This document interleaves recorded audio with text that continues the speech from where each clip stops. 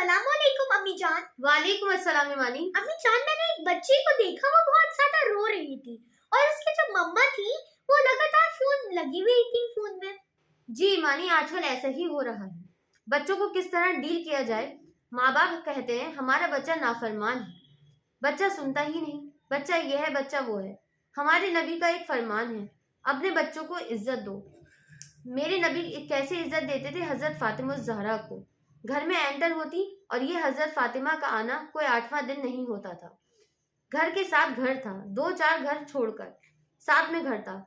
हर दूसरे तीसरे दिन हजरत फातिमा आती थी। मेरे नबी चेयर पे बैठे, जमीन पर बैठे या फिर चारपाई पर बैठे, लेटे हो खड़े हो जाते थे। सुभान अल्लाह, सुभान अल्लाह। तो फिर क्या जन्नत की औरतों की सरदार मिली। अपने जबान को बोल मीठा करो, अपने अखलाक अच्छा करो, अपने चेहरे को खूबसूरत करो। जो अल्लाह ने दे दिया, इसको मुस्कुराने से सजाओ। मुसलमान को मुस्कुराकर मिलना भी सदका का सवाल है। और इस मोबाइल ने तबाही फेर दी। बच्चे बात कर रहे हैं और माँ फोन में लगी है। बताओ सुन रही हूँ, बताओ बको बक रहे हो। सुन रही हूँ, अल्लाह के वास्ते ये फोन है भाई, फोन है, इसे जरूरत के लिए इस्तेमाल करो, इसको अपने लिए लानत मुसीबत ना बनाओ। एक खातून पेपर चेक कर रही थी तो चेक करते करते रोने लगी। पेपर आगे कर दिया, रोल नंबर देखा तो उसमें था तुम क्या बनना चाहते हो। तो उस बच्चे ने ये यहाँ से शुरू किया, I want to be a smartphone. यहाँ से उसने ये बात की, मैं स्मार्टफोन बनना चाहता हूँ, क्योंकि मेरे माँ बाप जितना फोन को अहमियत देते हैं उतना मुझे अहमियत नहीं देते हैं, तो मैं स्मार्टफोन बनना चाहता हूँ। मेरे नबी ने एक जिंदगी सिखाई।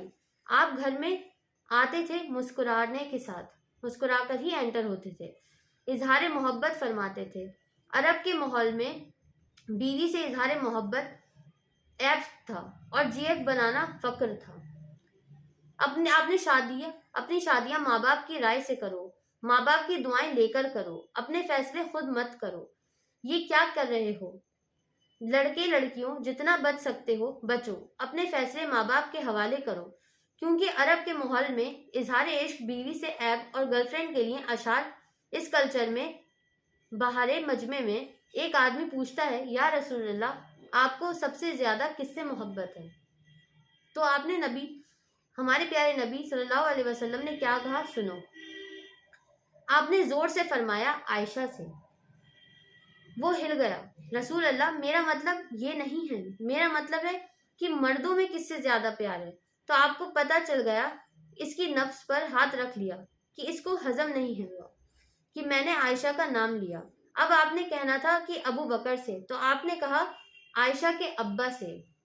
आपने इतने कायनात का बोझ सर पर उठाया, जिंदगी गुजारी और अपने हसनैन के लिए रोजाना वक्त निकालते थे।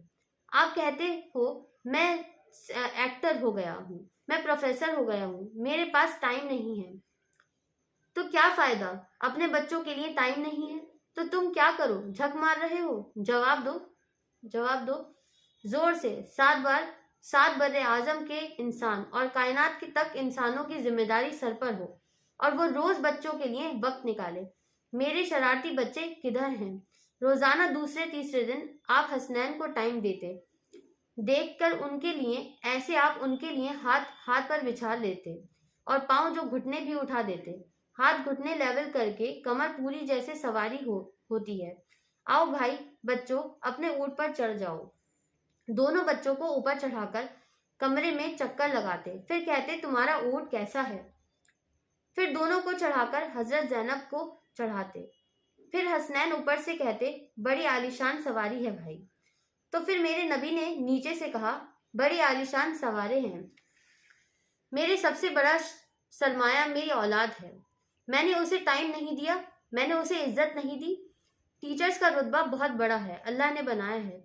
मेरे नबी टीचर बन के आए, बादशाह बन के, हाकिम बन के नहीं आए, ताजिर बनकर नहीं आए। मेरे नबी मुअल्लिम बन के आए। नबी की जिंदगी पढ़ो, नबी वाले अखलाक को पढ़ो। समझी आप ईमानी? जी अम्मी जान, मैं बिल्कुल समझ गई। लाइक शेयर और सब्सक्राइब कीजिए। अल्लाह हाफिज।